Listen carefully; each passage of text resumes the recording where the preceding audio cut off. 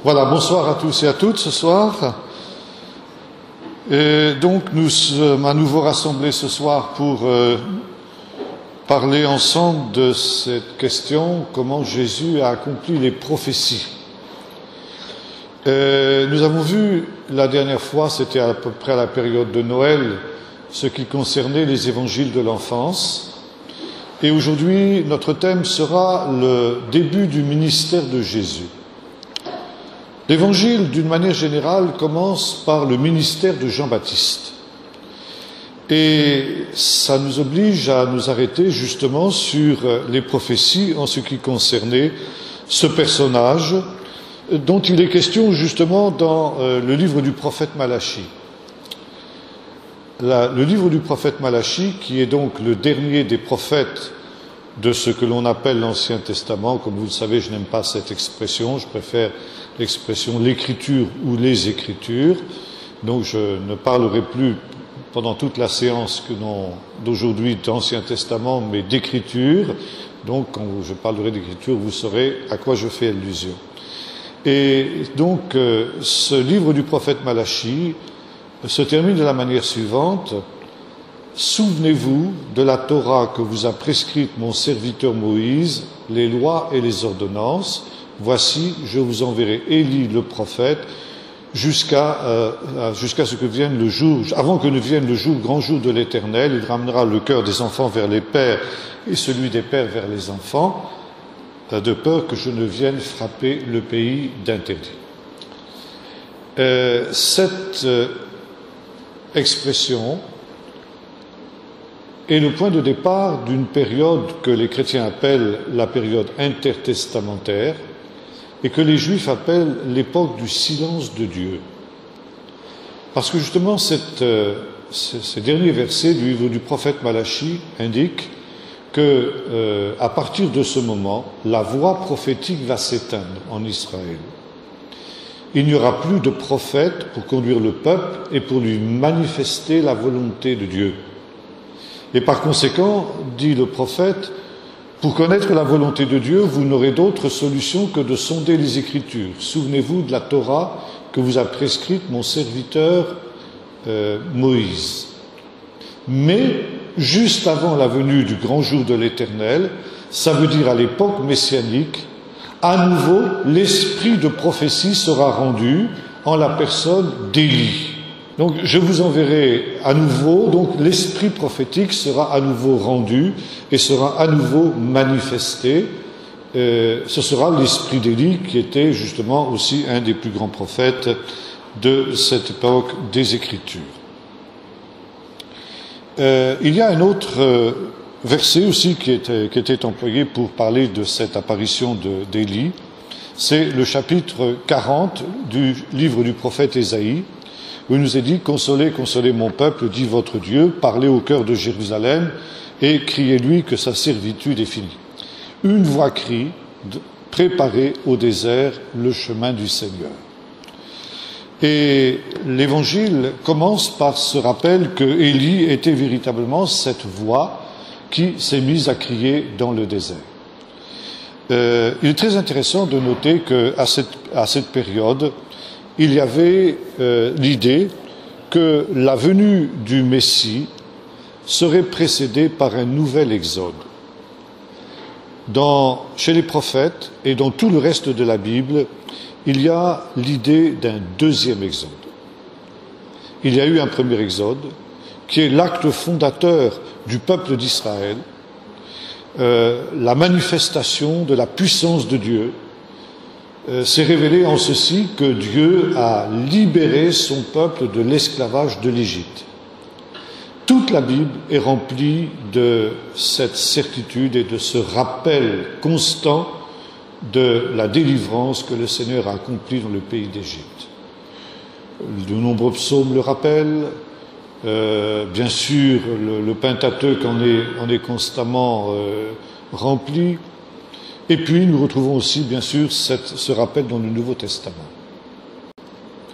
Pourquoi se plaît-on à rappeler la délivrance que le Seigneur a réalisée en Égypte? Parce que si Dieu a agi dans le passé, c'est qu'il a la possibilité de le faire aussi dans l'avenir. Pendant cette période intertestamentaire, le peuple d'Israël a connu des malheurs, des vicissitudes, et par conséquent, c'est une période d'attente, et une période d'attente d'une intervention de Dieu. On est conscient que l'exil n'est pas véritablement terminé. Déjà, Néhémie le rappelle lorsque, dans sa prière qu'il adresse à Dieu juste avant la dédicace des murailles de Jérusalem, il déclare « Nous sommes finalement sous la domination de nos ennemis. La majorité du peuple était encore en diaspora. Et par conséquent, nous sommes, dit-il, dans une grande opprobre. Et par conséquent, on attend une intervention de Dieu. Et Dieu, il a cette certitude que Dieu interviendra au temps de la fin, comme il est intervenu au commencement de l'histoire du peuple d'Israël par l'Exode. Ainsi, comme nous l'avons vu, le Messie sera un nouveau Moïse. Il donnera une deuxième Torah et il libérera une deuxième fois le peuple. L'Exode aura son corollaire au temps de la fin. Et c'est pourquoi, justement, le prophète Ésaïe, dans ce chapitre 40 que nous avons évoqué, parle d'une route dans le désert. Une route dans le désert, parce que le peuple d'Israël reviendra au désert, comme ses ancêtres sont allés au désert.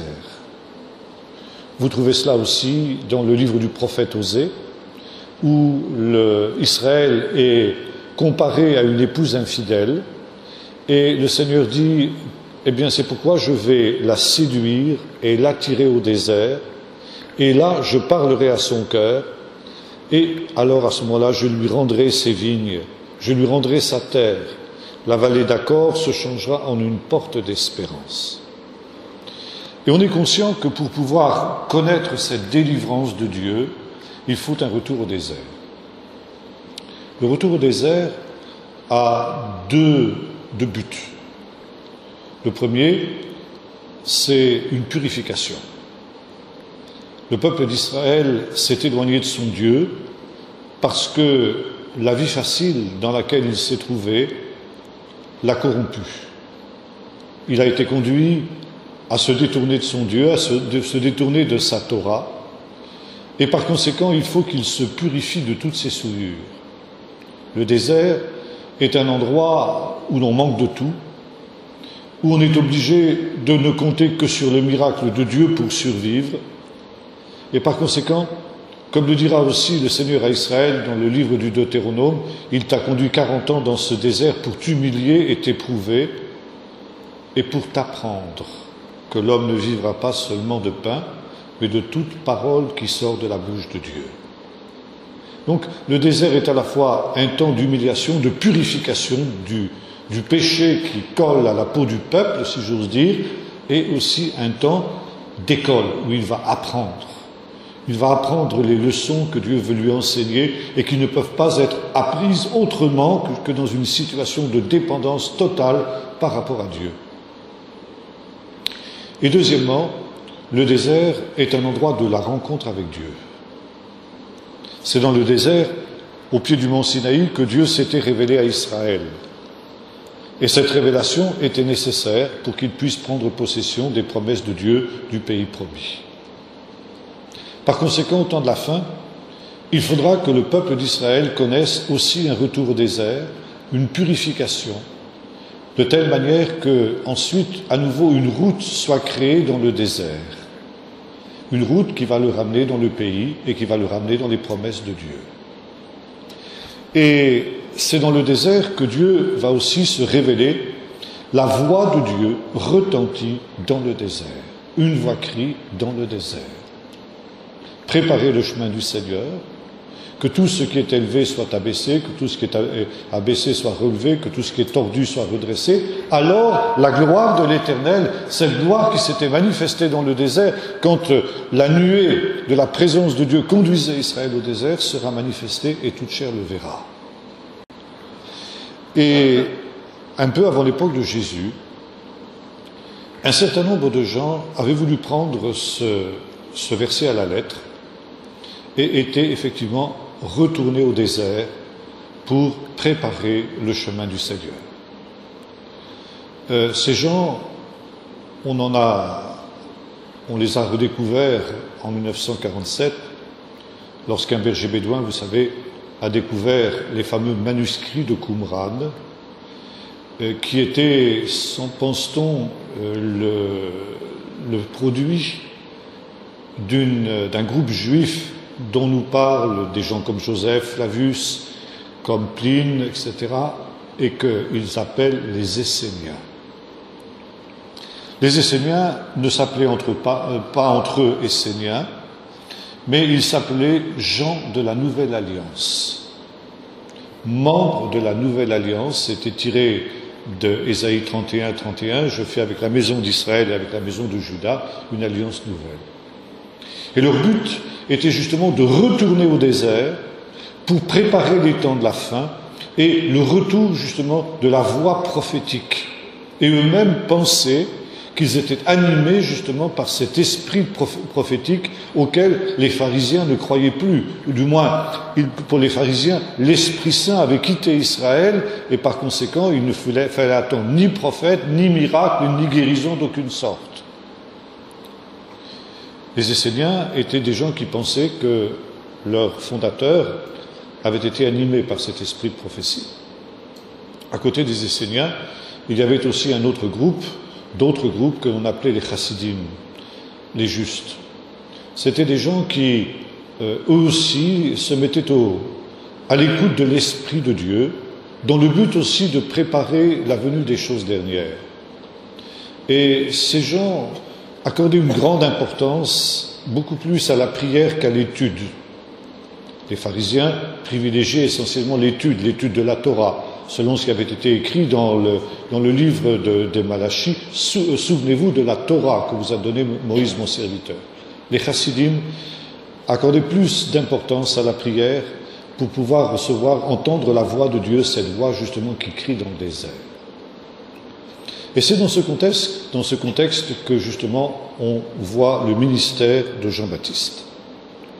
Jean-Baptiste est aussi participant de cette idéologie qui veut que le peuple d'Israël connaisse un temps de purification dans le désert, c'est-à-dire dans un temps de dépouillement, d'humiliation et d'apprentissage d'un certain nombre de choses qui vont préparer cette nouvelle rencontre avec Dieu, cette nouvelle effusion de l'Esprit de Dieu qui reviendra au dernier temps. On a prétendu que Jean-Baptiste était lui aussi un Essénien. Nous allons voir tout à l'heure qu'il n'en est rien, mais il est vrai qu'il partageait avec eux cette idée que l'on était à la veille des choses promises, de ces prophéties sur la venue du royaume de Dieu et sur la venue du Messie. Les Esséniens, comme tous ces gens qui retournaient au désert, les chassidim et les autres, on sait qu'il y en avait aussi de nombreux autres groupes, ce qu'on appelait les thérapeutes, etc. Et il y avait aussi un thème qui était cher à ces gens-là, qu'on retrouve chez Jean-Baptiste, c'est le thème des deux voies, deux chemins. Vous trouvez ça, par exemple, à Qumran, où nous est dit, un document ancien nous dit ceci: il y a deux voies devant tout homme, la voie de la vie et la voie de la mort. La voie de la vie pour ceux justement qui respectent la Torah du Seigneur et la voie de la mort pour ceux qui s'en détournent. Et sur ces deux chemins, il y a deux esprits qui président à ces deux chemins. L'Esprit de Dieu qui cherche à attirer l'homme sur le chemin de la vie et de la lumière, et l'esprit de Béliar, c'est-à-dire du diable, qui cherche à attirer tous les hommes sur le chemin de la mort et des ténèbres. Et face aux sollicitations de ces deux esprits, chaque être humain doit choisir le chemin sur lequel il veut marcher. Ce thème des deux voies, bien sûr, on le retrouve déjà dans la Bible. Ce n'est pas quelque chose qui est nouveau. On trouve ça à la fin du livre du Deutéronome, par exemple. On trouve ça, bien sûr, aussi dans le livre des psaumes, et vous le retrouvez aussi chez Jésus. Vous retrouvez aussi, bien sûr, cette idée chez Jean-Baptiste. Jean-Baptiste est un homme qui est envoyé pour placer le peuple devant cette responsabilité, devant ce carrefour, parce que, justement, nous sommes à la veille de l'accomplissement des choses dernières, parce que nous sommes à la veille de l'accomplissement des prophéties, chaque homme doit maintenant se déterminer pour le royaume de Dieu ou pour le royaume des ténèbres. Ça veut dire qu'il doit se déterminer pour le chemin de la vie ou il doit se déterminer pour le chemin de la mort. Et le mouvement de Jean-Baptiste a eu un grand succès. C'est très intéressant de noter que Jean-Baptiste, qui était un juif à 100%, est devenu finalement un saint chrétien. Il serait été certainement très surpris si on lui avait dit qu'un jour il deviendrait un saint chrétien. Ce n'était pas du tout son intention, bien sûr. Et Jean-Baptiste, selon ce que nous dit l'historien Flavius Joseph, a soulevé un mouvement très important au sein du peuple d'Israël. Il a eu de très très nombreux adeptes et de très très nombreux disciples, et ce que nous dit Flavius Joseph de Jean-Baptiste correspond exactement à ce que nous dit le Nouveau Testament. Le Nouveau Testament, parlant de Jean-Baptiste, nous dit ceci: Hérode craignait la foule car elle tenait Jean-Baptiste pour un prophète. Et Jean-Baptiste a été considéré, et nous voyons aussi Jésus le confirme, comme l'accomplissement de cette prophétie de Malachie dont nous parlions tout à l'heure. Voici, je vous enverrai Élie le prophète. Il était donc celui sur lequel reposait l'esprit d'Élie et qui inaugurait ce retour de l'esprit, qui mettait fin à ce temps du silence de Dieu et qui préparait justement la venue du Seigneur, de telle sorte que Jean-Baptiste était considéré par la foule comme celui qui ouvrait, qui préparait le chemin du Seigneur selon ce qui avait été écrit par le livre du prophète Ésaïe, chose que le Nouveau Testament confirme. Flavius Joseph nous dit que les Romains ont vu dans le mouvement de Jean-Baptiste un mouvement pré-insurrectionnel, c'est-à-dire une espèce de soulèvement semblable à celui qui va aboutir à la ruine de Jérusalem en 70 après Jésus-Christ. Et les Romains ont été à la fois surpris et dépassés par l'ampleur du mouvement qu'a déclenché Jean-Baptiste. Jean-Baptiste était quelqu'un qui vivait en solitaire, et en cela il était différent des Esséniens qui vivaient en communauté. C'est une des premières différences que nous pouvons faire justement entre Jésus et les Esséniens, et qui nous permet aussi de dire que Jean n'était pas un Essénien. Il vivait comme Élie, qui était aussi un solitaire. Et il vivait tout particulièrement près de Jéricho, dans un endroit qui s'appelle aujourd'hui Wadi Kelt, qui est situé sur la route que les pèlerins empruntaient quand ils montaient à Jérusalem pour les grandes fêtes, que ce soit pour Pâques, Pentecôte ou Sukkot. Et c'était bien entendu quand les pèlerins venaient soit de Galilée, soit de Transjordanie juive, la route qui montait de Jéricho à Jérusalem, qui traverse le désert de Juda, était la route que ces gens-là suivaient. Et Jean-Baptiste, évidemment, avait un auditoire tout à fait prêt pour pouvoir prêcher ce qu'il avait à prêcher. Il était considéré comme aussi l'ange de l'alliance dont il était question dans le livre du prophète Malachie, selon ce que nous dit aussi Flavius Joseph. Enfin, autre parallèle avec Élie, Jean-Baptiste s'est dressé contre Hérode, tout comme Élie s'est dressé contre Akab. Et en cela, il a aussi été donc celui qui a accompli les prophéties qui avaient été dites à son sujet. Maintenant, Jean-Baptiste annonçait l'imminence de la venue du royaume de Dieu. Et il annonçait notamment que cette venue du royaume de Dieu serait caractérisée par un grand tri. Il a son vanne à la main, il nettoiera son aire, il engrangera le bon grain dans les greniers, mais il brûlera la paille dans un feu qui ne s'éteint pas. Jean-Baptiste insistait beaucoup sur l'image du feu. Et parlant justement du baptême qui était le sien, je vais revenir sur la question du baptême de Jean tout à l'heure, il disait, moi je vous baptise dans l'eau pour vous conduire à la repentance, mais vous, il vous baptisera dans le Saint-Esprit et dans le feu. Cette image du Saint-Esprit comme un feu se trouve déjà justement dans le livre du prophète Malachie, où il nous est dit ceci,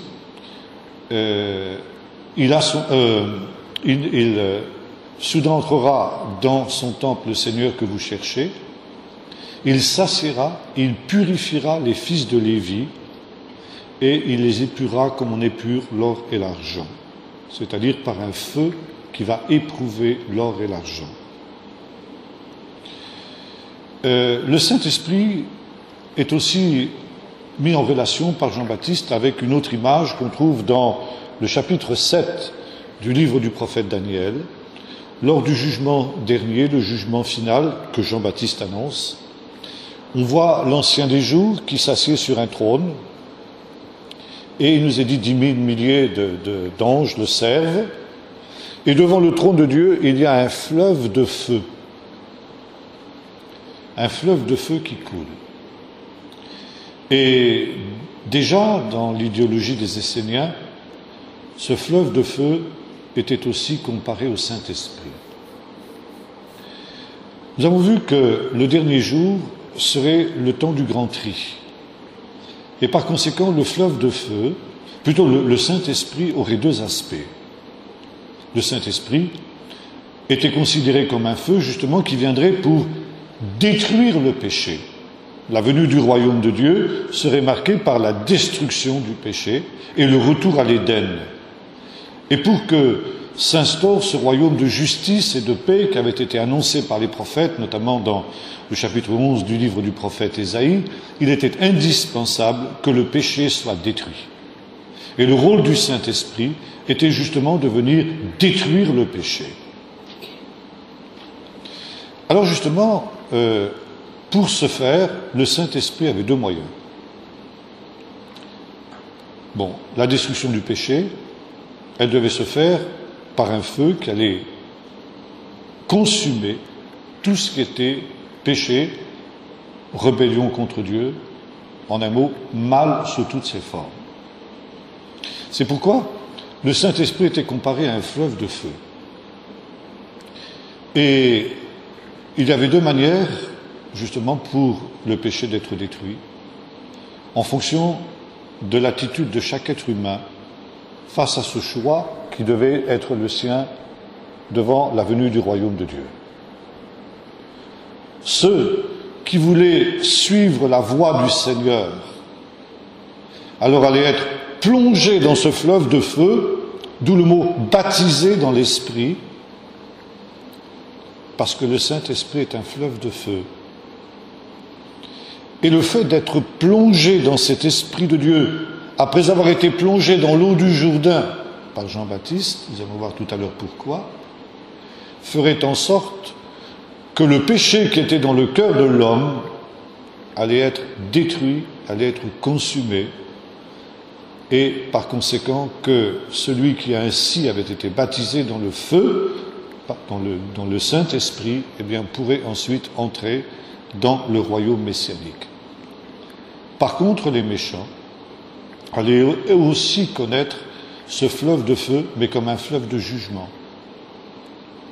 Celui qui refusait de se désolidariser de son péché connaîtrait aussi la puissance du feu de l'Esprit, mais serait détruit avec le péché qui était en lui. Vous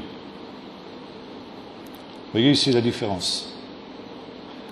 Qui se désolidarise de son péché verra simplement le Saint-Esprit consumer ce péché dont il veut se séparer, qu'il abhorre, tandis que celui qui veut se solidariser avec son péché, qui veut rester pécheur, sera consumé avec le péché, quand ce fleuve de feu va se répandre sur la terre. Et c'est pourquoi le message essentiel de Jean-Baptiste est le message de la repentance. repentez-vous, car le royaume des cieux est proche. Se repentir, ça voulait dire justement se séparer de son péché. Se repentir, c'était se détourner de son péché. Et la condition essentielle pour échapper à ce feu du jugement qui était imminent, eh bien, c'était justement de se séparer de son péché, autrement dit, de se repentir. En cela, d'ailleurs, Jean-Baptiste ne faisait que reprendre ce qu'avait été le message des prophètes. La repentance est la clé du message de tous les prophètes. Nous avons eu l'occasion déjà d'en parler l'an dernier, pour ceux qui étaient déjà avec nous. Les prophètes ne sont pas des diseurs de bonne aventure, de ceux qui prédisent l'avenir. Eux aussi ont le thème des deux voies, il y a deux chemins. Si vous continuez comme ça, si vous continuez à ne pas prendre garde au commandement de Dieu et à vivre dans le péché, voilà ce qui va arriver, le jugement de Dieu. Mais si vous vous détournez du péché, ça n'arrivera pas. Et par conséquent, au lieu de la malédiction, vous connaîtrez la bénédiction. Choisissez. Et Jean-Baptiste ne faisait que reprendre ce message des prophètes en insistant sur le fait que ce jugement que déjà les prophètes de l'Écriture avaient annoncé pour ce qu'ils appelaient le jour de l'Éternel, ce jugement était maintenant imminent. Et par conséquent, il y avait une urgence de se déterminer. Ce qui sera d'ailleurs le thème essentiel aussi du Nouveau Testament. Jean-Baptiste était aussi quelqu'un qui annonçait la venue d'un plus grand que lui. Et là aussi, il y a une relation entre Élie et Jean-Baptiste. Élie fut un grand prophète, mais il y eut après lui quelqu'un qui était un plus grand prophète que lui, c'était Élisée. Élisée, qui avait dit qu'il y ait 2 fois plus d'esprit sur moi qu'il n'y en a eu sur toi. Et la Bible nous montre qu'il y a eu exactement 2 fois plus de miracles qui ont été accomplis par Élisée qu'il n'y en a eu qui ont été accomplis par Élie. Maintenant, Élisée était disciple d'Élie. Et de la même manière qu'il y a une relation Élie-Élisée, il y a une relation Jean-Baptiste-Jésus.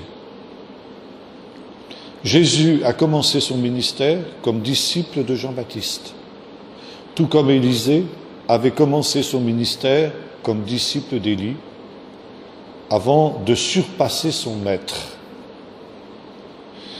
Et Jean-Baptiste était bien conscient que son ministère aussi était limité, et que par conséquent, si j'ose dire, il devait passer le flambeau à quelqu'un qui était plus grand que lui.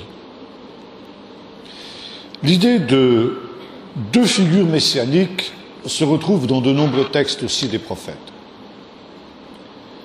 Je pense par exemple à Zacharie 4, où il nous est dit que devant la vision du chandelier d'or qu'avait eu le prophète, il y avait 2 oliviers, un à la droite et un à gauche. Et lorsque le prophète demande à l'ange qui sont ces 2, le prophète répond, ce sont les 2 oints de l'Éternel qui se trouvent devant le Seigneur de toute la terre. Par conséquent, on était bien conscient qu'il y aurait 2 figures importantes qui se manifesteraient au temps de la fin, le Messie et celui qui viendrait avant le Messie. Et cette idée d'un précurseur qui viendrait avant le Messie préparer le chemin se trouve dans 2 textes de l'Écriture. Le premier, c'est dans le livre du prophète Michée. On va lire ce texte, prophète Michée,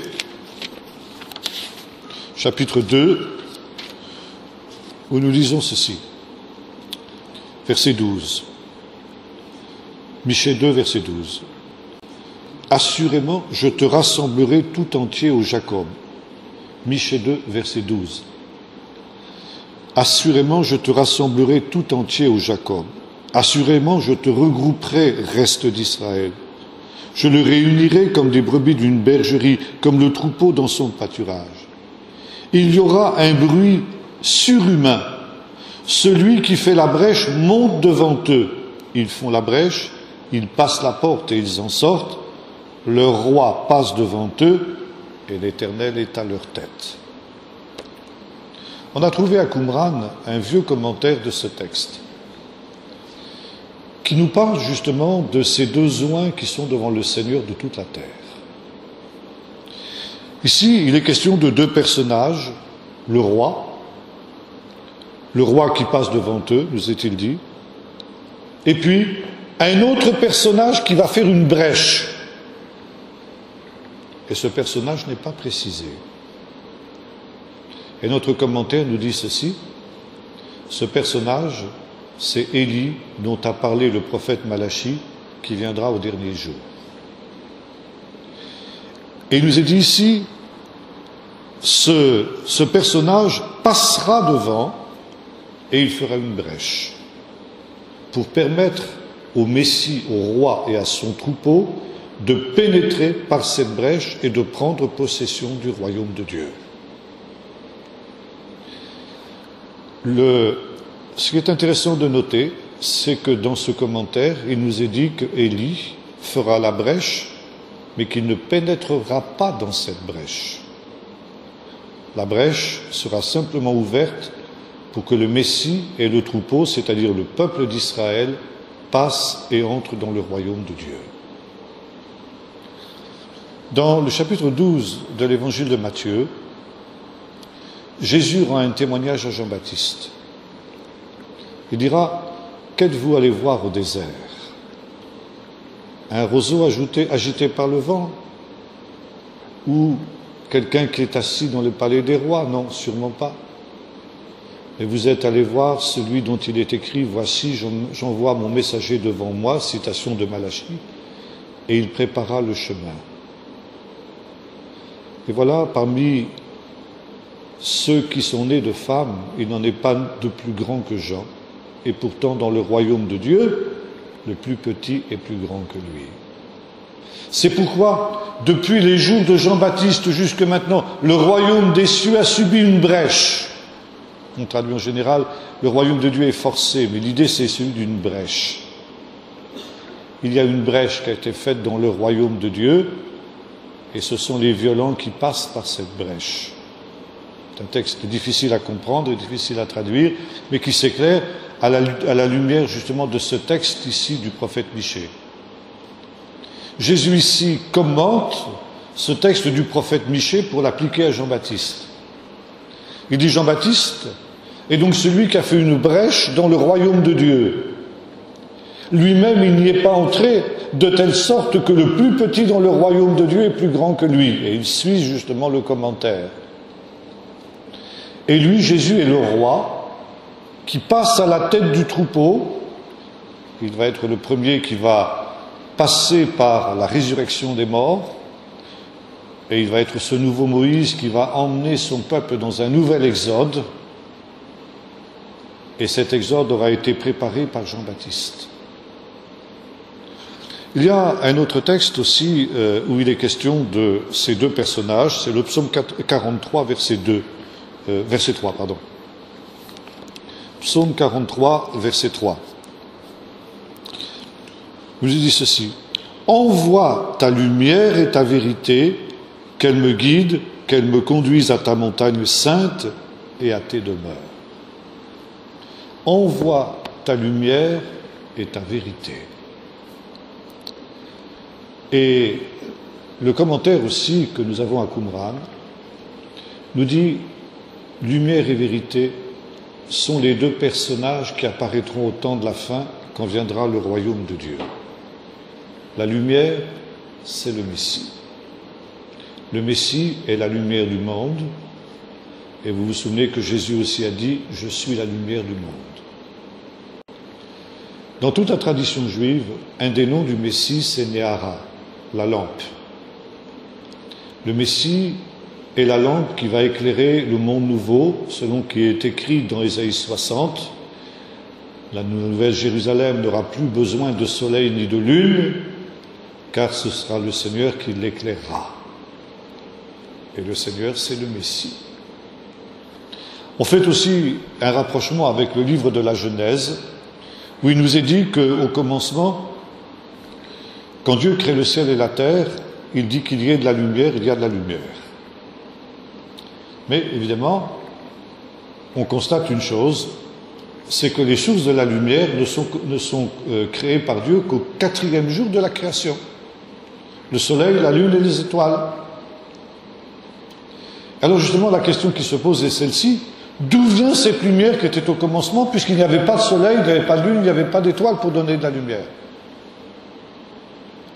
Et la réponse est celle-ci. Cette lumière, c'est la lumière du Messie. Parce que le Messie est la lumière du monde. Envoie ta lumière et ta vérité. Alors la vérité, c'est un autre personnage. C'est ce personnage aussi dont il est question dans le livre de la création, dans le récit de la création, où il nous est dit, il y avait des ténèbres à la surface de l'abîme et l'Esprit de l'Éternel reposait au-dessus des eaux. Voltait au-dessus des eaux, littéralement dit le texte. Et là aussi, il dit, mais l'Esprit, d'où vient cet Esprit? C'est l'Esprit qui préparait la venue de la lumière. L'Esprit était avant la lumière, et c'est lui qui a préparé la lumière. Pourquoi? Parce que l'Esprit volait au-dessus des eaux comme une colombe. C'est le sens du mot Merachephet. Et il y a un autre texte où il est question de colombe. C'est l'histoire du déluge. Quand les eaux recouvrent encore toute la terre et que l'arche s'est pourtant posée sur... et que déjà donc le déluge a cessé, Noé envoie la colombe. Et la colombe ne trouve pas d'endroit sec pour reposer la plante de ses pieds. Elle revient, Noé attend 8 jours et il envoie une deuxième fois la colombe, et la colombe revient avec un rameau d'olivier dans son bec. Et l'olivier, dans la tradition juive, c'est l'image du Messie. Parce qu'on appelle l'olivier l'arbre de la lumière. Pourquoi? Pour 2 raisons. Parce que c'est avec l'huile d'olive qui est donnée par l'olivier qu'on faisait l'huile qui était brûlée dans les lampes. Et deuxièmement, parce que l'olivier est un arbre qui, lorsqu'il fait chaud, tourne ses feuilles à l'extérieur et le côté inférieur des feuilles d'olivier est doré, ou argenté plus exactement. De telle sorte qu'il reflète les rayons du soleil, et quand il fait très chaud, pour se protéger de la chaleur du soleil, l'olivier renvoie cette chaleur avec ses feuilles. Et vous avez l'impression, quand vous passez à côté d'une oliveraie à midi, quand il fait très chaud l'été, vous avez l'impression que toute cette oliveraie est en feu. Donc on appelle l'olivier l'arbre de la lumière. Et par conséquent, si l'olivier est l'arbre de la lumière, le Saint-Esprit amène la lumière au monde. Ça veut dire, la colombe qui représente le Saint-Esprit a amené le Messie, prépare le chemin du Messie, envoie ta lumière et la vérité, et le Saint-Esprit est l'Esprit de vérité. Et le commentaire nous dit, la lumière c'est le Messie, et la vérité c'est Élie qui préparera la venue du Messie, parce qu'il est rempli de l'Esprit de vérité, et c'est lui qui va préparer le chemin devant le Messie. Et Jésus confirme que c'est bien ainsi qu'a été le ministère de Jean. Autre point aussi en ce qui concerne le ministère de Jean, c'est que Jean était quelqu'un qui appelait tout le peuple d'Israël à entrer dans le royaume de Dieu. Le peuple d'Israël était composé de justes et d'injustes. Il y avait beaucoup de gens qui s'étaient égarés loin des voies de Dieu à cette période. Il y avait les publicains, les prostituées, les gens de mauvaise vie et tout ce que vous voudrez. Et par conséquent, on avait le sentiment que le peuple d'Israël était loin des voies de Dieu et qu'il fallait justement une réforme spirituelle. Les Esséniens étaient des gens qui avaient la théorie de la double prédestination. Ça veut dire qu'ils croyaient que souverainement, Dieu avait prédestiné un certain nombre de gens pour la vie éternelle et d'autres pour la mort éternelle au sein du peuple d'Israël. Eux considéraient qu'ils étaient les élus, ils étaient ce qu'ils s'appelaient entre eux fils de la lumière, et les autres étaient fils des ténèbres. Et si quelqu'un était fils des ténèbres, s'il était un pécheur, s'il était un publicain, s'il était une prostituée, il n'y avait aucun espoir pour lui. Il était destiné à être consumé par ce fleuve de feu qui déferlerait au temps de la fin. Jean-Baptiste se séparait en cela des Esséniens, Jésus aussi, parce qu'il croyait que justement, même les pécheurs les plus endurcis pouvaient échapper à cette situation-là s'ils se repentaient. Et le privilège du royaume de Dieu n'était pas réservé à quelques élus, quelques privilégiés, mais chacun avait la possibilité de se repentir. Et c'est pourquoi Jean s'adressait essentiellement justement aux pécheurs. C'était aussi, selon justement ce que pensaient les chassidim et des gens qui étaient plutôt, disons, à l'opposé des Esséniens, un des rôles du Messie. Le Messie est un rassembleur. Il est rassembleur en cela qu'il doit mettre fin à l'exil d'Israël. Comme disions tout à l'heure, Israël était dispersé encore dans beaucoup de nations à cette période-là, dans tout l'Empire romain finalement, et au-delà même, l'Empire parthe, etc. Et on pensait qu'un des rôles du Messie serait justement de rassembler le peuple d'Israël dispersé dans son pays. Mais certains pensaient que le rôle du Messie n'était pas simplement d'effectuer un rassemblement géographique, mais aussi un rassemblement spirituel. Ramener les brebis perdues de la maison d'Israël à leur Dieu. C'était aussi le rôle du précurseur, d'Élie, qui devait ramener le cœur des enfants vers les pères et le cœur des pères vers les enfants, de peur que le pays d'Israël ne soit frappé d'interdit. Jésus lui-même verra sa mission de cette manière. Aux grandes dames des pharisiens, qui ne comprenaient pas justement qu'il aille en priorité vers les pécheurs, vers les prostituées, les gens de mauvaise vie, les publicains, les péagers, etc. Mais Jésus dira, ce ne sont pas les bien portants qui ont besoin du médecin, ce sont les malades. Je ne suis pas venu pour appeler les justes, mais les pécheurs. Et Jésus allait en priorité vers les pécheurs parce que son rôle de Messie, c'était de rassembler, comme dira l'apôtre Jean, en un seul corps tous les enfants de Dieu dispersés. Jean-Baptiste était celui justement qui, en tant que précurseur, pour accomplir la prophétie de Malachie, était quelqu'un aussi qui allait en priorité vers les pécheurs. Et il invitait ces pécheurs à sortir justement au désert, préparer le chemin du Seigneur, rendez droit ses sentiers. Et là, le peuple faisait une expérience de désert. Je ne sais pas exactement s'il restait plusieurs jours dans ce désert ou s'il sortait pour un court temps. En tout cas, toujours est-il que Jean, lui, ne quittait pas le désert. Et les gens sortaient vers lui pour cette purification qui devait être accomplie selon cette idéologie du désert comme lieu de purification. Et là, nous arrivons à ce qu'était l'institution essentielle de Jean-Baptiste, qui est devenue aussi une des institutions essentielles de l'Église chrétienne, le baptême. Le baptême qui était la concrétisation, la matérialisation de cette purification, qui était un préalable indispensable pour que justement on puisse rencontrer le Seigneur dans cette venue de l'Esprit, ce retour de l'Esprit qui devait être manifesté. Jean baptisait comme le faisait le peuple d'Israël. Le baptême, c'est une institution typiquement juive. Encore aujourd'hui, les Juifs pratiquent le baptême.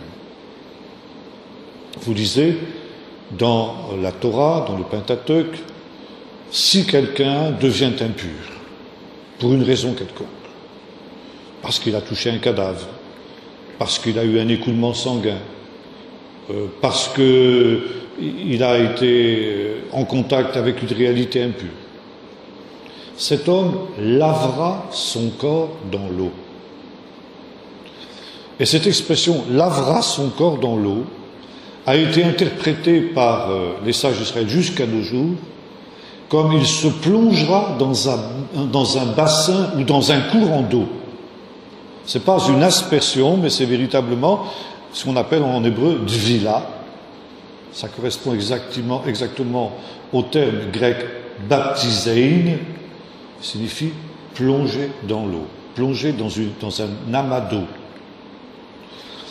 Et ces rites de purification sont codifiés dans le Talmud d'une manière très très précise. Ça doit être de l'eau courante. Même si on a un mikvé, c'est-à-dire un baptistère, finalement, encore aujourd'hui, chaque synagogue a un baptistère, un mikvé, mais qui est alimenté par de l'eau courante. Bon, on donne toutes les dimensions, la forme du mikvé, on ne peut pas faire n'importe quoi, n'importe comment. Bon, on a retrouvé d'anciens mikvés de l'époque de Jésus, par exemple à Masada, et à Qumran, bien sûr, de très très nombreux mikvés. Les Esséniens avaient poussé énormément les rites de purification, puisque justement c'était une des raisons pour eux de leur départ au désert, c'était justement se purifier. Et là justement, il y avait une controverse entre les pharisiens et les sadducéens en ce qui concernait la valeur du baptême et la valeur justement des purifications. Pour les pharisiens, jusqu'à aujourd'hui, le judaïsme rabbinique, l'impureté qui doit être enlevée par l'eau du baptême n'a rien à voir avec le péché. C'est une impureté qui est tout simplement une impureté rituelle. Comme je disais tout à l'heure, soit par un écoulement sanguin, soit par un contact avec un cadavre, soit pour toutes sortes de raisons qui sont évoquées aussi dans ce qui concerne justement le Talmud. Bien. C'est la raison pour laquelle c'est tout simplement une aspersion, plutôt une immersion rituelle. Les Esséniens avaient une autre idée. Ils disaient, ce n'est pas seulement le contact avec un cadavre ou quoi que ce soit de semblable qui souille, mais c'est aussi le péché. Le péché souille l'âme et le corps. Et par conséquent, il ne sert strictement à rien de se plonger dans l'eau si on n'a pas d'abord purifié son âme. Le baptême, l'eau du baptême, l'eau de la dvila, ne va pas purifier l'âme, elle ne fait que purifier le corps. Quelle est la réalité qui va permettre à l'âme d'être purifiée? La réponse, c'est la repentance. Ça veut dire qu'avant d'entrer dans l'eau du baptême, il faut d'abord se placer devant Dieu et purifier son âme par la repentance. Et quand on a purifié son âme par la repentance, alors l'eau va pouvoir enlever la souillure du corps. Les Esséniens avaient une grande fête qui était pour eux le sommet de l'année. C'était la fête de Pentecôte. Pourquoi la fête de Pentecôte? Parce que la fête de Pentecôte était la fête qui rappelait le don de la Torah. Le peuple d'Israël est arrivé au mont Sinaï 50 jours après Pâques, et c'est le 50e jour, au pied du mont Sinaï, que Dieu a donné la Torah. Et le don de la Torah, ça a été la manifestation, la réalisation de l'alliance par ce don de la Torah, Dieu a fait alliance avec Israël et a fait d'Israël son peuple. Et la fête de Pentecôte a deux sens dans la Bible. D'une part, c'est une fête agricole comme la plupart des autres fêtes. Ça veut dire c'est la fin des récoltes de printemps, et on apporte les prémices de ces récoltes au Seigneur dans le temple de Jérusalem. Et la deuxième, c'est la commémoration du don de la Torah. Or, les Esséniens, nous l'avons vu, se considéraient comme le peuple de la nouvelle alliance. Ils étaient sortis au désert pour faire avec le Seigneur une nouvelle alliance, selon ce qui est écrit dans Jérémie 31, verset 31. Et pour eux, la fête de Pentecôte était un temps où chaque année, ils renouvelaient l'alliance avec Dieu. C'était la fête du renouveau de l'alliance. Entre parenthèses, c'est aussi le sens de la Pentecôte chrétienne. La Pentecôte chrétienne est un moment où se reproduisent les phénomènes qui se sont produits sur le mont Sinaï. Les langues de feu semblables au feu qu'il y avait sur la montagne du Sinaï, le bruit, les voix, comme celles qui retentissaient sur le mont Sinaï, et puis la descente du Saint-Esprit qui a donné la Torah, puisque la Torah a été donnée par des lettres de feu et par le Saint-Esprit. Par conséquent, pour Luc et pour le Nouveau Testament, la Pentecôte chrétienne, c'est la réalisation de la prophétie de Jérémie 31, je ferai une alliance nouvelle. À partir de la Pentecôte, il y a une alliance nouvelle qui est faite. Pour les Esséniens, c'était tous les ans que l'on célébrait justement cette fête de renouveau de l'alliance, puisqu'ils étaient, eux, la communauté de la nouvelle alliance.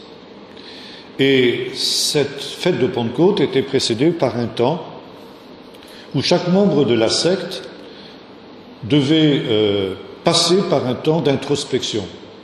Il devait faire un bilan spirituel de sa vie et il devait passer par la repentance. Et puis, ensuite, il devait passer devant les responsables de la communauté qui, justement aussi, prononçaient un jugement sur ce qu'avait été sa vie spirituelle, sa vie morale pendant l'année qui s'était écoulée. Et quand il avait fait ce bilan, alors il se repentait de tout ce qu'il se reprochait ou de tout ce que ses frères lui reprochaient. Et quand il s'était repenti, alors il s'immergeait dans l'eau et il était pur pour se présenter devant le Seigneur, pour renouveler cette alliance avec lui. Autrement dit, le baptême chez les Esséniens avait lieu tous les ans, à peu près à la période de la Pentecôte. Jean-Baptiste a repris cette idée qui n'était pas spécifiquement essénienne, si j'ose dire, mais il était d'accord avec les Esséniens contre les pharisiens en ce sens que le baptême pour lui n'était pas quelque chose qui pouvait en quelque sorte enlever toute la souillure. Il fallait que, avant que le pécheur ne descende dans l'eau du baptême, il se soit repenti de ses péchés. Ça veut dire qu'il ait purifié son âme par la repentance.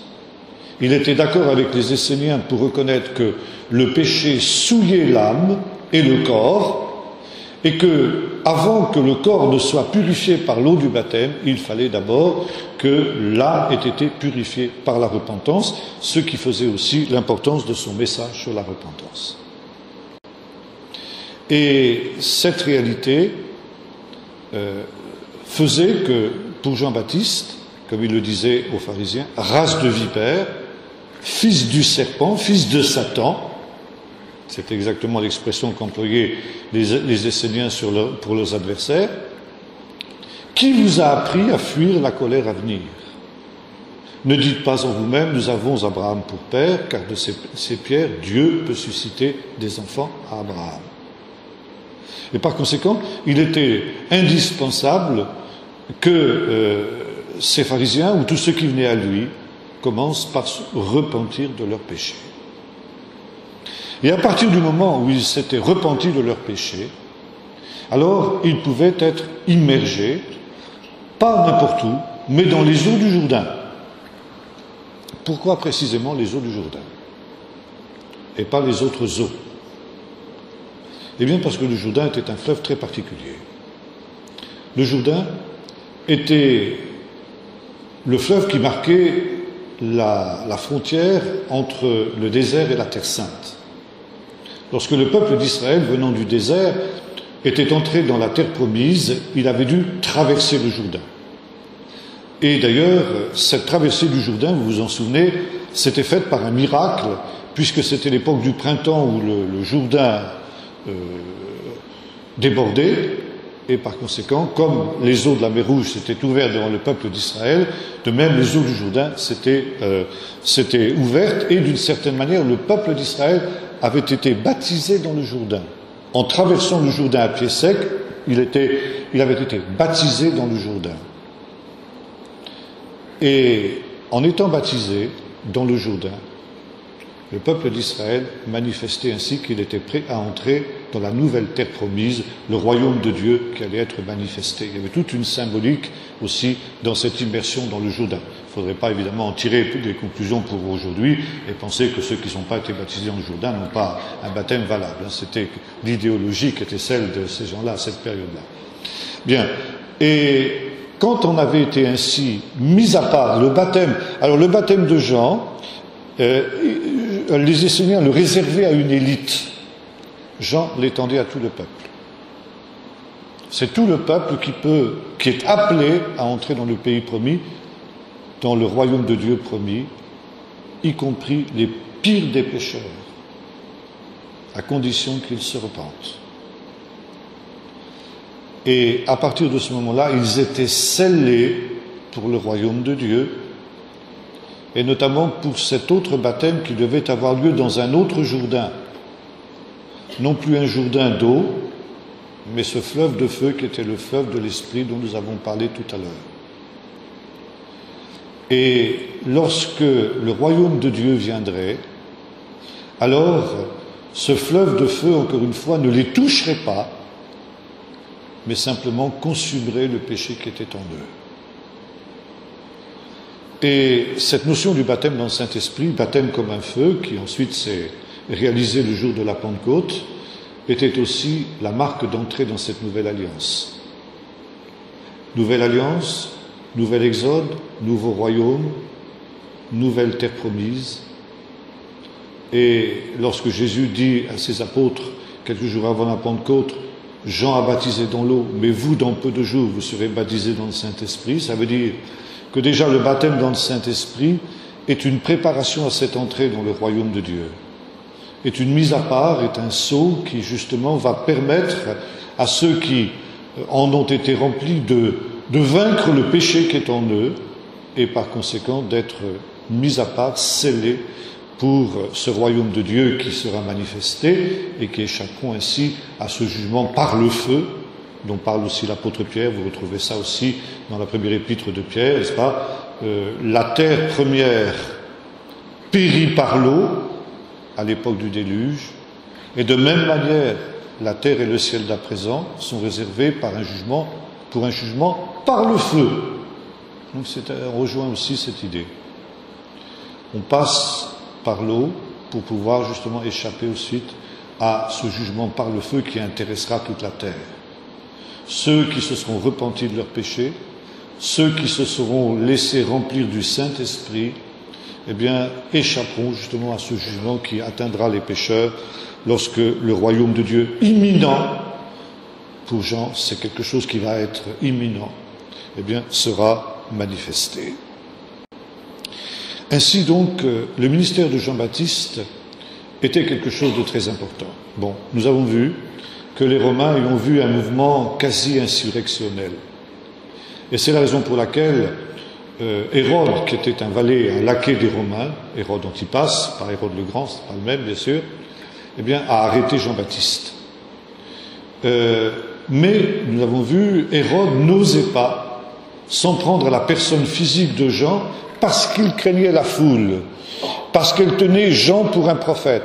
Et il craignait que si Jean était mis à mort, la foule ne se soulève et provoque cette révolution contre Rome que Rome redoutait, que Rome craignait.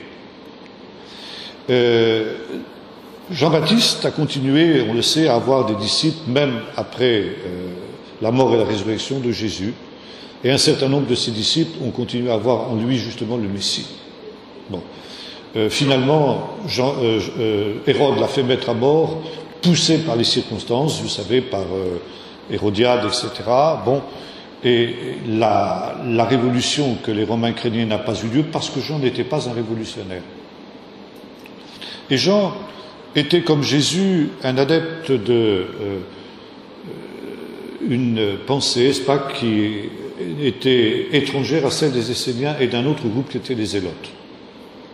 Les Zélotes pensaient que le royaume de Dieu viendrait par une révolution violente. Et Jean-Baptiste et Jésus, qui était son disciple, étaient violemment opposés aux Zélotes. Pour eux, les Zélotes conduisaient le peuple à la catastrophe.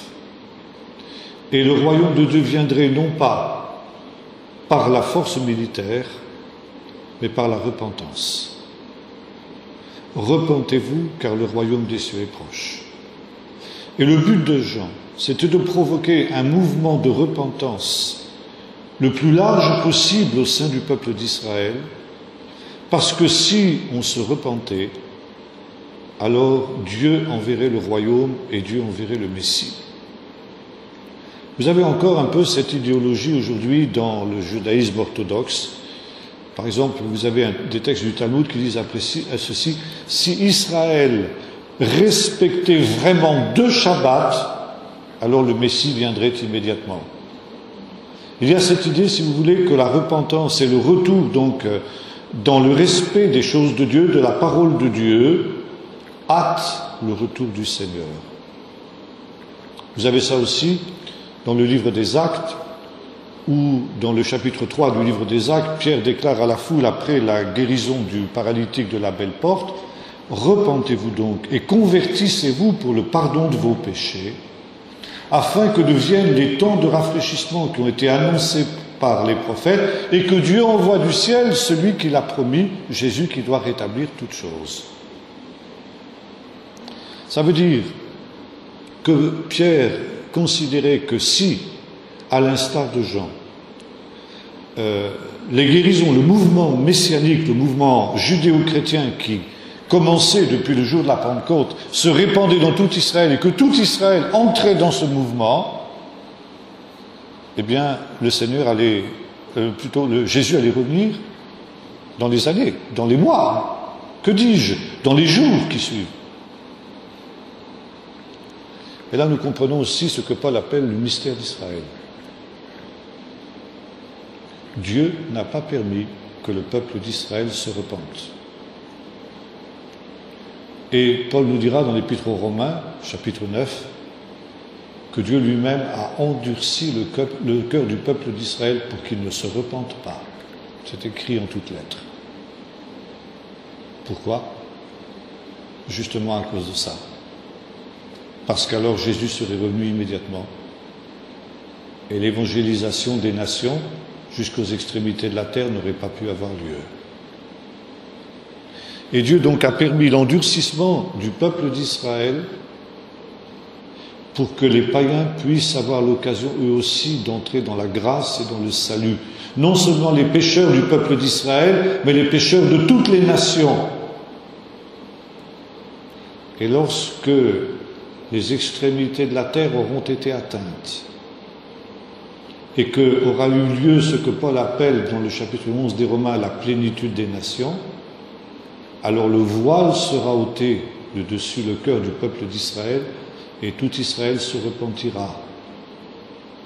Et quand tout Israël se repentira, le Messie reviendra.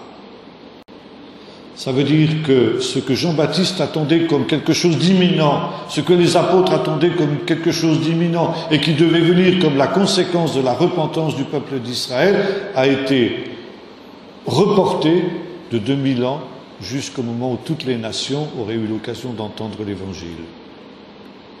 Et nous pouvons dire maintenant que nous sommes dans ce temps où cette repentance d'Israël est imminente et où ce grand mouvement qui avait été annoncé par Jean-Baptiste se manifestera. Et le grand tri qu'avait annoncé Jean-Baptiste est imminent. Déjà la colonie est mise à la racine des arbres. Et c'est le temps aussi pour chaque être humain aujourd'hui de choisir son camp. La voie de la lumière ou la voie des ténèbres, la voie de la repentance ou la voie de l'endurcissement du cœur. Alors, où il échappera, il sera scellé pour le royaume qui vient, ou bien il sera scellé pour le jugement par le feu qui visitera cette terre comme le jugement par l'eau a visité la génération de Noé. Voyez-vous ici toute cette préparation qui avait été celle du ministère de Jésus, et c'est dans cette vision que Jésus est entré, conscient, lui par contre, que le temps justement de son avènement serait remis à beaucoup plus tard à cause de cet amour de Dieu pour les païens et pour les nations que nous sommes, et c'est grâce à cela justement que nous sommes ici ce soir. Voilà ce que je voulais vous dire ce soir. Donc nous avons un temps de questions maintenant avant de terminer. Oui. Alors le micro s'il vous plaît.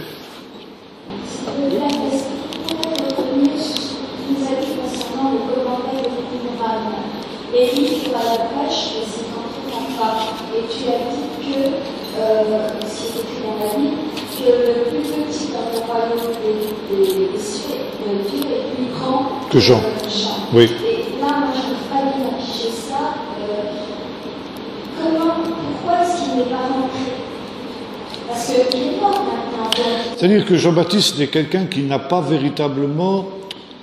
il a présenté Jésus comme l'agneau de Dieu qui ôte le péché du monde, mais il n'était pas vraiment sûr finalement que Jésus était le Messie. Et dans sa prison, il a douté. Il envoie des messagers et il demande à Jésus, es-tu celui qui doit venir ou bien devons-nous en attendre un autre? Et Jésus donc ne répond pas directement à la question. Il fait des miracles aux yeux des envoyés de Jean et il dit à ses envoyés, allez dire à Jean ce que vous avez vu. Les aveugles voient, les boîtes marchent, les sourds entendent, les morts ressuscitent et la bonne nouvelle est annoncée aux pauvres. Heureux celui pour qui je ne serai pas une occasion de chute. Et la Bible ne nous dit pas quelle a été la réaction de Jean. Est-ce qu'il a accepté ce témoignage ou est-ce qu'il ne l'a pas accepté? On ne sait pas. Ça, on ne peut pas savoir. Donc il y a eu en quelque sorte de la part de Jean-Baptiste, d'ailleurs il a dit lui-même, il faut qu'il croisse et que je diminue, qu'il croisse et que je diminue. Donc Jean, il s'est arrêté à un certain point, il a été très loin, mais il s'est arrêté à un certain point, et finalement le plus petit des disciples de Jésus va plus loin que Jean n'a été finalement, c'est ça que Jésus veut dire.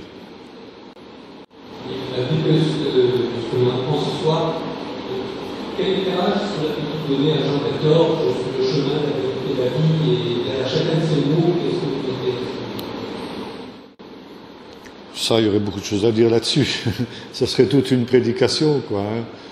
Je suis le chemin, la vérité et la vie. C'est ça. C'est aussi un petit peu l'idéologie des deux chemins dont on parlait tout à l'heure, quoi. Hein. Il y a un seul chemin.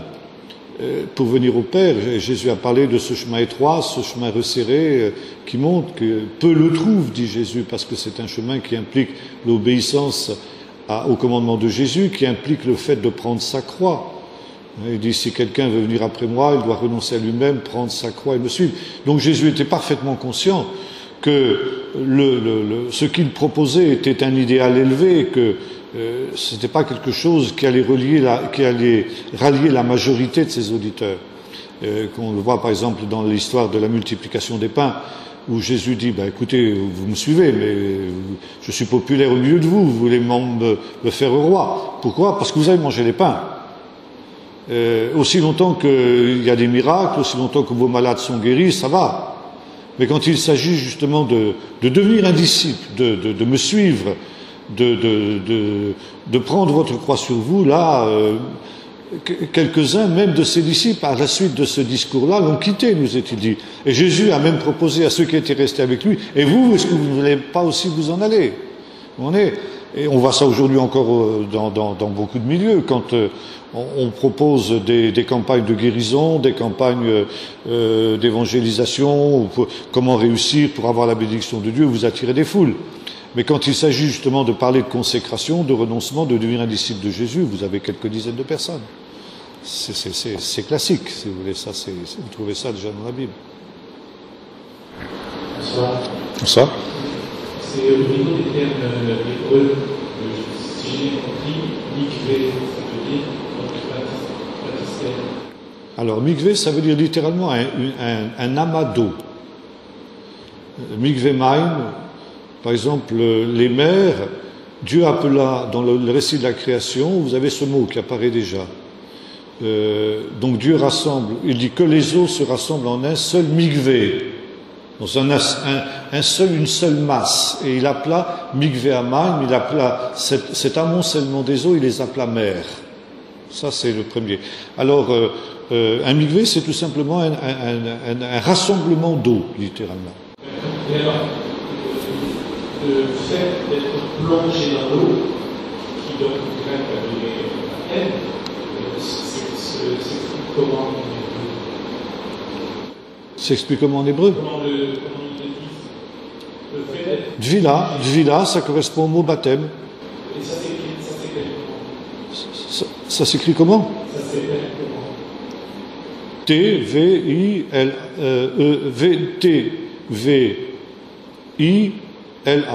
Dvila. C'est le verbe l'étavel, plonger, immerger, etc. Ça correspond exactement au mot baptisain. Alors la différence, si vous voulez, entre le baptême juif et le baptême chrétien, c'est que le baptême juif, c'est la personne elle-même qui se plonge dans l'eau. Il n'y a personne qui baptise. Jean-Baptiste, lui, baptisait. Il plongeait lui-même les gens dans l'eau. Et ça s'est passé, évidemment, ensuite dans la pratique du baptême chrétien. Mais c'est ça la différence, si vous voulez. Merci. D'ailleurs, vous avez ça dans l'Épître aux Hébreux, sans remettre en cause la doctrine des baptêmes. Vous voyez, il y a donc l'idée, il y a un pluriel dans l'Épître aux Hébreux. D'ailleurs, sans doute, on pense que les destinataires de l'Épître aux Hébreux étaient d'anciens Esséniens qui s'étaient tournés vers l'Évangile. Vous retrouvez dans l'Épître aux Hébreux de nombreux thèmes qui sont ceux justement des Esséniens. Oui, quelqu'un avait pris le micro Vous avez parlé de controverse entre les pharisiens et les sadducéens. Et en reprenant cette controverse, vous avez cité les pharisiens et les esséniens. Alors, je n'ai pas parlé de controverse entre sadducéens et pharisiens, entre esséniens et pharisiens. Vous avez ça dans l'évangile de Jean, au chapitre 1er, au chapitre 2, on va retrouver tout de suite, il nous est dit ceci... chapitre 2, verset 22. Après cela, Jésus se rendit avec ses disciples dans la terre de Judée, et là il séjournait avec eux, et aussi il baptisait. Jean aussi baptisait à Hénon, près de Salim, parce qu'il y avait beaucoup d'eau, et on s'y rendait pour être baptisé, car Jean n'avait pas encore été mis en prison. Or, il s'éleva de la part des disciples de Jean une discussion avec les Juifs à propos de la purification. Alors, ces Juifs-là étaient des pharisiens. Donc, des gens qui, à l'inverse des pharisiens, des sadducéens, je m'en mêle, des esséniens, pensaient que, si vous voulez, la purification n'avait rien à voir avec le péché. Ils pensaient que la purification, plutôt l'impureté, n'était que quelque chose de rituel. Et que par conséquent, le fait de s'immerger dans un mikvé, quel que soit votre état spirituel, suffisait à vous purifier. Ce qui est encore aujourd'hui la doctrine du judaïsme officiel, qui n'est autre qu'un judaïsme pharisien. Alors justement, les disciples de Jean, à l'instar de leur maître, n'étaient pas d'accord. Et eux partageaient la doctrine des Esséniens, à savoir que non seulement l'impureté rituelle rendait impur, mais également le péché souillait l'âme et le corps. Et que pour que le corps soit purifié, il fallait d'abord que l'âme soit purifiée par la repentance. Il faut psaume 43:3, vous avez dit lumière et vérité, moi dans ma traduction j'ai lumière et fidélité. Non, c'est le mot, en hébreu c'est le mot émet. Émet c'est plus vérité que fidélité. Bon, je sais qu'aujourd'hui, les traductions modernes, il faut faire du neuf à tout prix. alors on change les termes pour le plaisir de changer, sinon ça ne vaut pas le coup de faire une nouvelle traduction. Mais non, le mot émettre, c'est quand même le mot vérité dans le premier sens. Et forcément, si vous voulez, la vérité conduit à la fidélité. C'est pas tout à fait un mot, c'est pas tout à fait faux. Là, votre traduction n'est pas tout à fait fausse parce que la vérité conduit à la fidélité, c'est sûr. Mais bon, le sens premier, c'est quand même vérité. Aussi encore dans l'Église, la différence se fait entre le baptême de Jean et le baptême de Jésus. Il y a celui qui est proche, mais qui n'est pas identique. Oui, ça c'est une question intéressante en effet. Le baptême de Jean était un baptême qui était en quelque sorte un signe prophétique, disons les choses comme ça. Ça veut dire que c'était une mise à part qui d'abord nous montrait qu'on s'était véritablement repenti, donc que l'âme et le corps étaient purs devant Dieu, et c'était quelque chose à l'inverse des Esséniens qui ne se reproduisait qu'une seule fois dans la vie. Donc on était scellés, on était mis à part comme en quelque sorte fils du royaume ou fils de la lumière. Mais on était scellés dans l'attente de choses meilleures qui étaient encore à être manifestées, qui devaient venir, qui n'étaient pas encore pleinement révélées. Le baptême de Jésus, le baptême, comme on dit au nom, du livre des Actes, au nom de Jésus, ça veut dire Jésus ne baptisait pas lui-même, nous est-il dit dans le texte qu'on a lu tout à l'heure dans Jean 2, c'était ses disciples. Donc on ne peut pas parler de baptême de Jésus. Alors baptême au nom de Jésus, c'est-à-dire à la place de Jésus, ses disciples baptisés à la place de Jésus. Et ça c'est très important parce que dans certains milieux chrétiens, on a pensé que la formule du baptême c'était « je te baptise au nom de Jésus » et non pas au nom du Père, du Fils et du Saint-Esprit. Parce que cette expression apparaît souvent dans le livre des Actes. Il fut baptisé au nom de Jésus. Alors, c'est pas une question de formule, c'est une question de, comment dirais-je, de dire finalement, la personne n'a pas été baptisée par Jésus, mais c'est comme si elle avait été baptisée par Jésus. Vous voyez, c'est ça. Bon. Mais la formule, c'est justement au nom du Père, du Fils et du Saint-Esprit. Vous trouvez ça aussi dans la Didaché d'ailleurs. Ce qui montre que la véritable formule était celle-là. Et alors justement, la différence, c'est que là, Paul nous dit ceci, quand il parle du baptême chrétien dans Romains 6, il dit « Nous tous qui avons été baptisés, c'est dans sa mort que nous avons été baptisés. Nous sommes devenus une seule plante avec lui par les eaux du baptême dans sa mort. » Ça veut dire, il y a allusion non plus à quelque chose qui était à venir, mais à quelque chose du passé. Nous sommes devenus une même plante avec lui dans un acte qu'il a réalisé, qui est sa mort. Et en même temps, il y a aussi encore une attente, parce que si nous sommes devenus une même plante avec lui dans sa mort, nous le serons avec lui dans sa résurrection. Il est déjà ressuscité, mais nous ne le sommes pas encore. Mais ayant été scellés dans sa mort, nous avons la certitude que parce que nous sommes devenus une plante dans sa mort, nous serons aussi une même plante avec lui dans sa résurrection au dernier jour. Donc on est scellés aussi. Il y a un petit peu la notion qui était celle de Jean-Baptiste. Il y a une attente, mais il y a aussi quelque chose qui est déjà accompli. C'est pourquoi déjà nous avons aussi les arts de l'esprit, dire à l'apôtre Paul, nous avons déjà le baptême de l'esprit, vous voyez, la présence de l'esprit, etc. Il y a tout ça, quoi. C'est pourquoi justement nous sommes aussi baptisés au nom du Père, du Fils et du Saint-Esprit. Cette formule n'est pas simplement une formule liturgique. Et lorsque les Éphésiens que Paul rencontre, enfin les disciples de Jean que Paul rencontre à Éphèse, vous trouvez ça dans le chapitre 19 du livre des Actes, Paul les rencontre en disant, mais ils n'avaient pas entendu parler de Jésus, et donc Paul leur dit, mais de quel baptême? Ah oui, avez-vous reçu le Saint-Esprit quand vous avez cru? Et les disciples répondent, nous n'avons même pas entendu dire qu'il y ait un Saint-Esprit.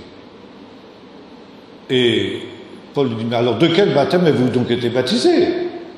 Parce que si vous aviez été baptisé du véritable baptême, vous auriez entendu dire qu'il y a un Saint-Esprit, parce qu'on est baptisé au nom du Père, du Fils et du Saint-Esprit. Donc vous n'avez pas été baptisé du baptême chrétien. Il dit non, nous avons été baptisés du baptême de Jean. Oui, Jean demandait de croire en celui qui devait venir. Et celui-là, c'est Jésus, c'est celui que nous vous annonçons. Donc maintenant, soyez baptisés du véritable baptême, et quand ils sont baptisés au nom du Père, du Fils et du Saint-Esprit, le Saint-Esprit, le baptême du Saint-Esprit, bien sûr, ils se mettent à parler en langue et à prophétiser. Vous voyez ? Bien, on va prendre une dernière question, si vous voulez, parce que l'heure tourne. Dernière question. En fait, on a pris l'habitude dans nos églises de dire je te baptise au nom du Père et du Saint-Esprit. Et finalement, pour les dire, tout aussi bien, je t'immerge au nom du Père, du Fils et du Saint-Esprit. Je n'ai pas compris, vous voulez. Je dis, dans nos églises, oui. on a pris l'habitude de oui. dire je te baptise oui. au nom du Père, oui. du Fils et du Saint-Esprit.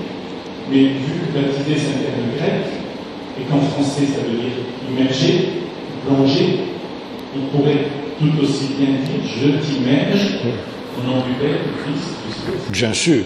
Bien sûr, ça c'est une question de terminologie, c'est tout. C'est pas théologique du tout, non, bien sûr que non. Voilà. Alors, je voudrais simplement signaler deux choses. La première, c'est que certains ont demandé des CD et des livres qui viennent de sortir, mon dernier livre sur les fêtes d'Israël. Alors, les derniers CD ne sont pas encore disponibles. Par contre, nous vous promettons que pour la prochaine fois que nous serons là, vous aurez tout ça. Il y a simplement quelques livres sur les fêtes d'Israël, vous pouvez les prendre, il y en a quelques-unes, mais peut-être qu'il n'y en aura pas pour tout le monde. S'il n'y en a pas pour tout le monde ce soir, ne vous inquiétez pas, il y en aura à profusion la prochaine fois. On va terminer par la prière, si vous voulez bien. Notre Dieu, notre Père, nous voulons te remercier de ce que tu as accompli, toutes les promesses que tu avais faites par les prophètes. Et Seigneur, des années après, des siècles après même, nous pouvons regarder, considérer, Seigneur, que ce que tu avais annoncé, ta parole, tu as été fidèle à ta parole. Et si tu l'as été dans le passé, nous croyons que tu peux l'être encore aujourd'hui. Nous te remercions, Seigneur, parce que ces promesses qui avaient été faites sont pour nous aujourd'hui. Nous pouvons nous les approprier.